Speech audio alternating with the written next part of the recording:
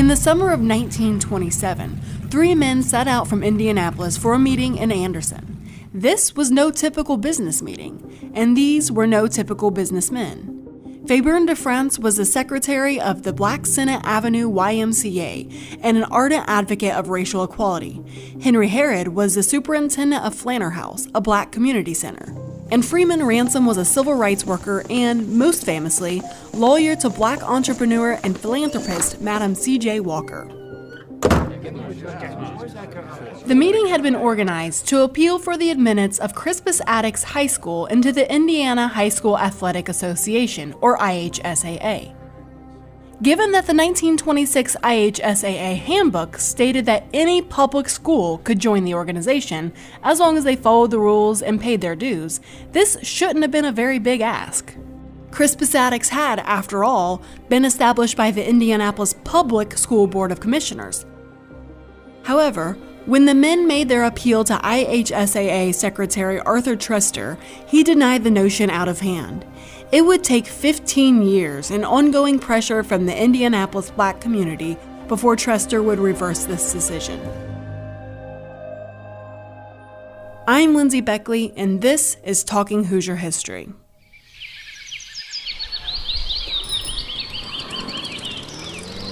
Soon after Indianapolis resident Lucien Merriweather moved into his new home in 1920, his neighbors began building unsightly, towering fences. But what could have been seen as an annoying neighborly dispute to most was much more.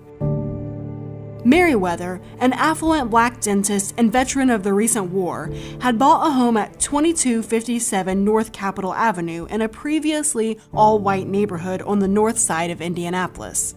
He knew that these fences were more than a sign that his neighbors were overly private. These were spite fences, a popular tool used by white segregationists in an attempt to push black homeowners out of their neighborhood. Merriweather acted fast. His lawyer applied for and was granted a temporary restraining order, which halted all work on the barriers. When the case was heard the next year, the judge found in favor of Merriweather and ordered all fences be kept under 6 feet. This was a small victory. As more black Americans migrated to northern cities and part of what's called the Great Migration, residents of all white Indianapolis neighborhoods organized into collectives such as the North Capitol Protective Association and the Mapleton Civic Association, with the sole purpose of maintaining residential segregation. These associations went beyond advocating for continued exclusion of black residents from their neighborhoods.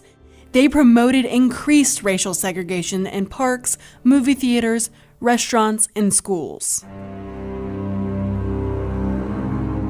In 1922, the Mapleton Civic Association joined with another group that was literally called the White Supremacy League to urge the Indianapolis Public School Board to form a segregated high school in the city. The proposed school would pull black students from their currently integrated high schools throughout the city and place them in one location. I don't know why they let people like him go to our school anyway, and I'm not the only one. My folks don't like it a bit. My dad made it plain I wasn't to associate with him. Sitting in the same classrooms association, isn't it? That's what I say. There ought to be some way to avoid it. Theirs was not the only call for school segregation. Other powerful and widely respected organizations, such as the Indianapolis Chamber of Commerce and the Federation of Civic Clubs, both petitioned IPS in favor of segregation. Indianapolis's black community forcefully protested the proposal. In November 1922, the Better Indianapolis League, an organization of progressive black citizens, submitted a letter stating, "We emphasize that no one section of the population can be isolated and segregated without taking from it the advantages of the common culture. No one element of the population can be denied the opportunity to participate freely in the advantages of the highest culture without retardation to the whole group." Despite such impassioned pleas, the board voted less than a month later to establish a segregated high school, where all black students in the city would be expected to enroll. When officials announced that the school would be called Jefferson High School, several prominent black Indianapolis residents, led by Fabian de France, protested naming an all-black school after President Thomas Jefferson, who was an enslaver. Rather surprisingly, the school board of commissioners took their protests into consideration and worked with them to come up with a new name. After some back and forth, the name chosen was Crispus Attucks, after the man of color thought to be the first person to die in the American Revolution. From its opening in the fall of 1927, Crispus Attucks High School demonstrated the fallacy of separate but equal.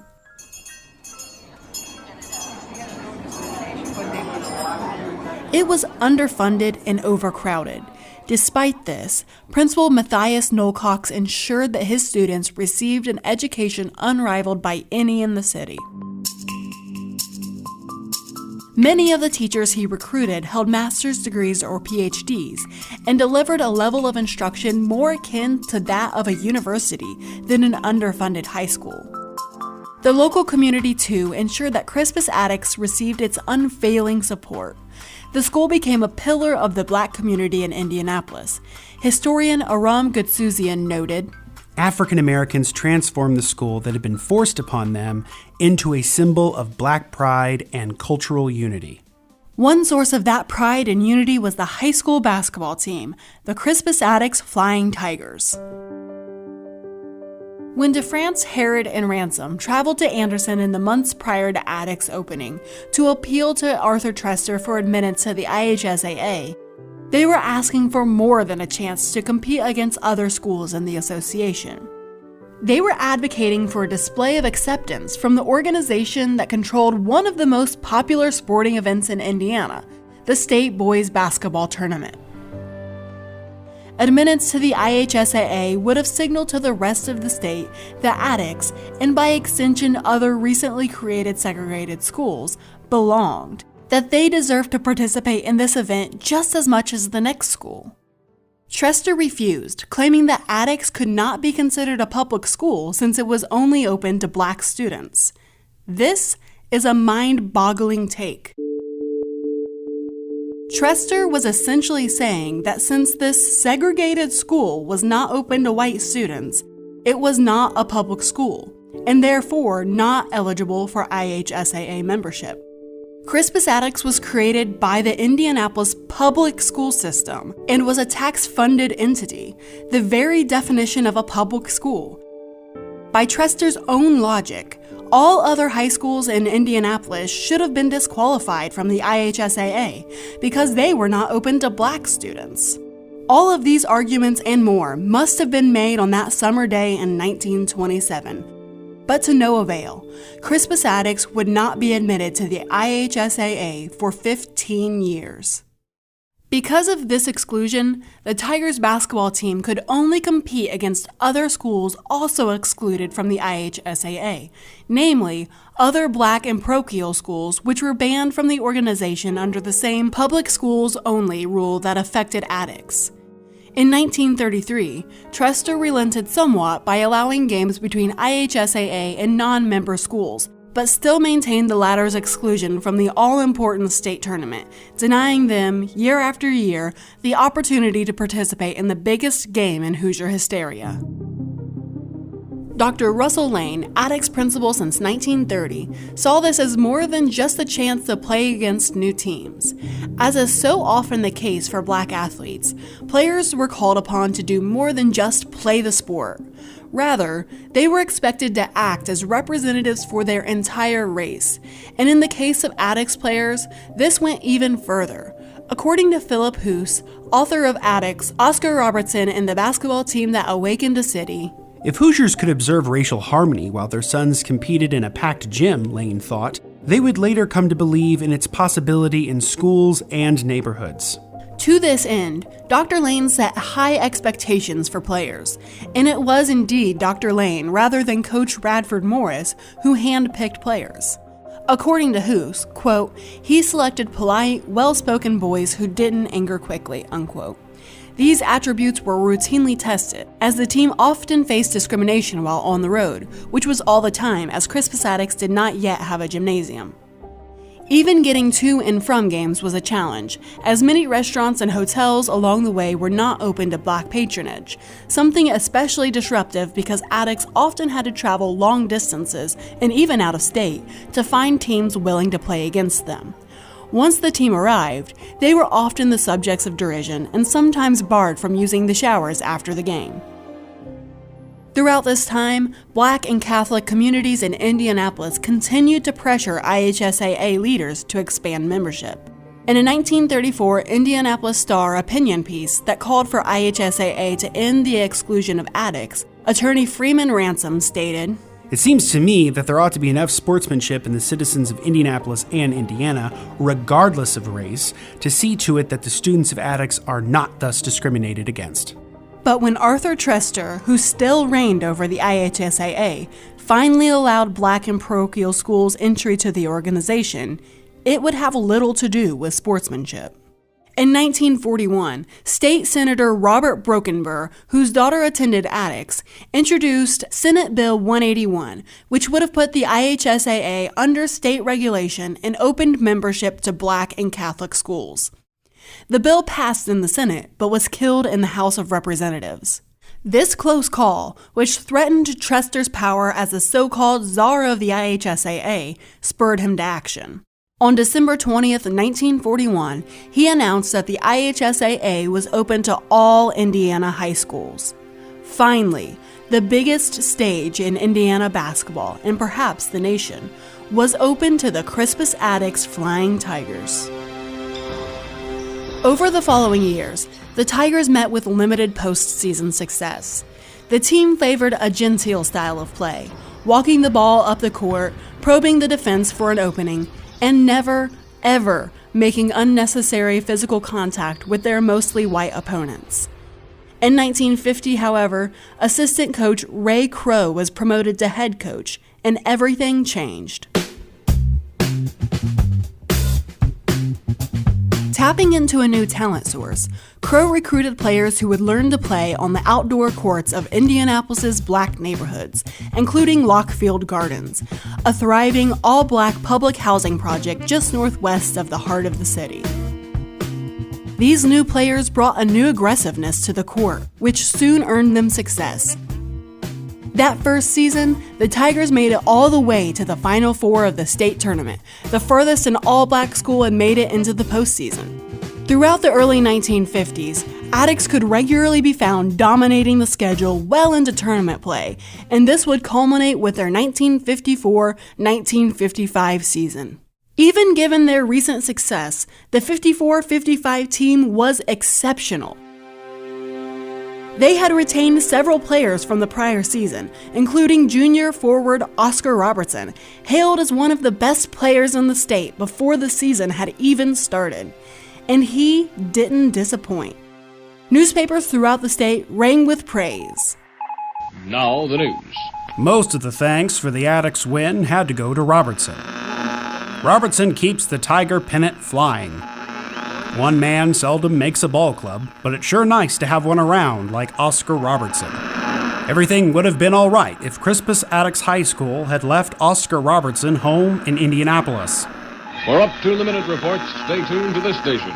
Led by unstoppable Oscar Robertson, Attucks' Flying Tigers stamped defeat on a powerful Fort Wayne Central team. There you are, you rascal. Oscar Robertson, standout star of the city tournament, prepares to pounce on the elusive basketball in a game with Washington. More news in a moment. Robertson could have been a one-man show, but he wasn't. He was joined by forward Willie Merriweather, who was nearly as good as Robertson. Left in the past was a slow, gentle strategy of the early years of Attucks basketball. With Robertson and Merriweather on the team, games were dominated by fast breaks, jump shots, and even slam dunks. Attucks blew through their regular season, entering tournament play with only one loss and an average winning margin of 27 points. After squeaking by Muncie Central in the Indianapolis semifinals, Attucks headed towards the Final Four as heavy favorites. But even their monumental skill on the court couldn't combat the deeply ingrained racism of many white Hoosiers. In the lead up to the finals, which were held at the Butler Fieldhouse, Indianapolis seemed to be preparing for a race riot rather than a basketball game. According to Hoos, Principal Lane later recalled, "The week before the finals, I got called into the superintendent's office. There were representatives from the mayor's office and from the police and fire departments. The mayor's man said, "Well, looks like your boys are going to win next week." I said, "We think so." He said, "We're afraid if they do, your people will break up the city." I said, "There will not be one incident." Even with that assurance, the city increased police presence on Monument Circle and posted detectives around the field house. The Attucks team was escorted to the Butler campus by police, and players were even chaperoned by law enforcement on restroom trips. The Tigers didn't let this treatment affect their game. They easily triumphed over New Albany in the semifinal game, 79-67. In the second game of the day, another all-black team, Gary Roosevelt, beat Fort Wayne North, ensuring that whatever the outcome of the final game, an all-black team would be the 1955 IHSAA state champions, something that was impossible just a few short years before. But this possibility was not totally unforeseen. The Indianapolis Recorder stated on the day of the game, "Ever since the start of the season, this newspaper has been writing about the possibility of several Negro teams making it to the last go-round. For our pains, we've been accused of race baiting and trying to start a riot." Attucks faced Roosevelt that evening, and amazingly, we have audio from the game. Let's listen in. Beautiful shot. Oscar is off. 2-0. Attucks. Hampton. Robertson. There's one of his favorite spots. You can see why. And it's 26-19. Attucks. Attucks hit 7 out of 18 for a percentage of .388. Attucks has one less shot but a better percentage. Robertson is scoring. Meant to make that pass, but it hit the backboard. Brown got it to Mitchell. In there. At the buzzer sound. Attucks has been tremendous in this first half. Goes Robertson around. In there. And Attucks starts that terrific scoring pace. It's 53-32, their biggest lead.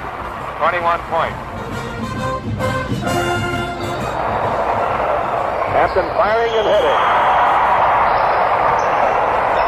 83-55. Crispus Attucks with 5 minutes to go in the ball game. 50 seconds to go. Robertson. He'll fire from the corner. Could be it is. That's 30 points for him. And it's 97-73. 3 more points is all they need. Only 8 seconds to go. The guy's going to get there. 6 seconds. There's Ford firing. And it's all over. Indianapolis wins their first state basketball championship.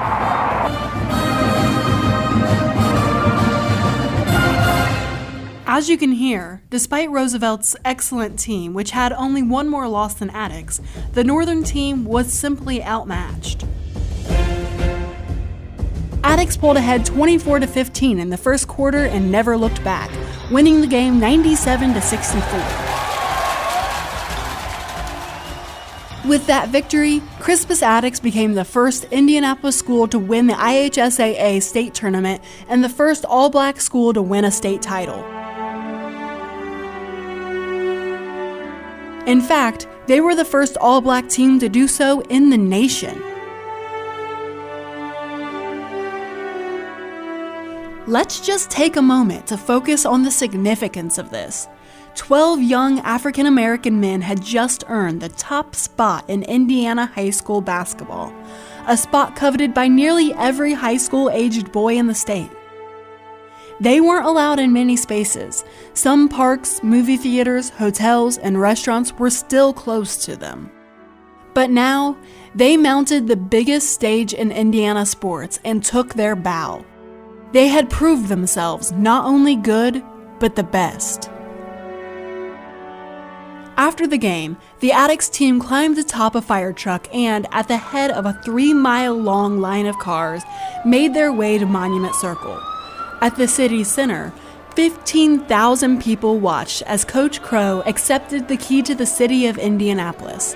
Then the truck turned to the northeast, towards Indiana Avenue, the heart of Black Indianapolis. As the team made their way through the area, fans poured from the surrounding houses and businesses and crowded into the street, delirious with joy that their team had won.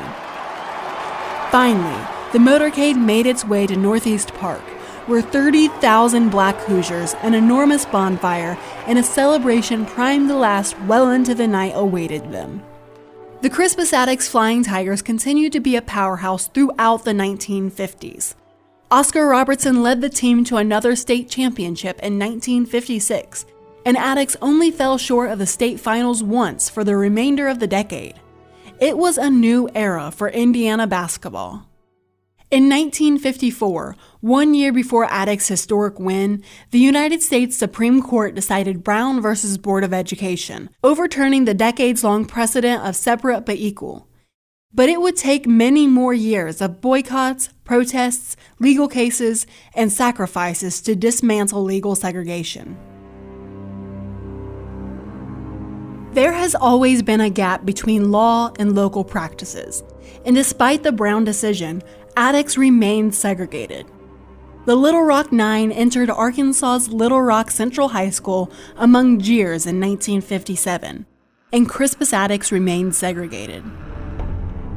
Ruby Bridges was escorted by U.S. Marshals past an angry mob to attend Louisiana's William Frantz Elementary School in 1960, and Crispus Attucks remained segregated. President Kennedy ordered the National Guard to clear the way for Vivian Malone and James Hood to enter the University of Alabama in 1963. And still, Crispus Attucks remained segregated. In fact, the first meaningful integration of Crispus Attucks High School wouldn't occur until 1971, and that was only after the U.S. justice system found the Indianapolis Public School Board of Commissioners guilty of practicing segregation and forced them to integrate. Even after the integration of Crispus Attucks, residential segregation, reinforced by decades of redlining, which was a method used by the government to deny housing loans to minorities, kept many schools racially insulated. A 2019 study by the University of California, Berkeley, showed that more than 80% of large metropolitan areas in the United States were more segregated in 2019 than they were in 1990, something that affects Indianapolis schools today. The consequences of this continued segregation are harsh and far-reaching. Majority non-white schools receive less funding than majority white schools. This leads to larger class sizes, less qualified teachers, and a lack of access to amenities like music classes, standard athletic facilities, advanced learning opportunities, and more. In the 1920s, when Crispus Attucks was built, legal segregation and its consequences limited the opportunities of Black students both on and off the court. Today, de facto segregation has the same effect. All children have the right to equitable education and sporting opportunities at school, and a sense of belonging in their communities. Sweeping political and social change, from tax code revision to housing reform, is necessary for true equality in American classrooms. However, these systemic changes remain in the distant future. In the meantime, educator Candace Sumner states in her 2015 TED Talk, "Historically speaking, the education of the Black and brown child has always depended on the philanthropy of others. And unfortunately, today it still does." She advocates for the sharing of resources between those classrooms, schools, and communities in affluent areas with those in impoverished areas, saying, "Close the divide by engaging in communication and relationships that matter. When resources are shared, they're not divided. They're multiplied." Of course, philanthropy can only do so much compared to the real systemic changes needed to achieve true equity. Sumner concludes, "If we really as a country believe that education is the great equalizer, then it should be just that, equal and equitable. Until then, there's no democracy in our democratic education."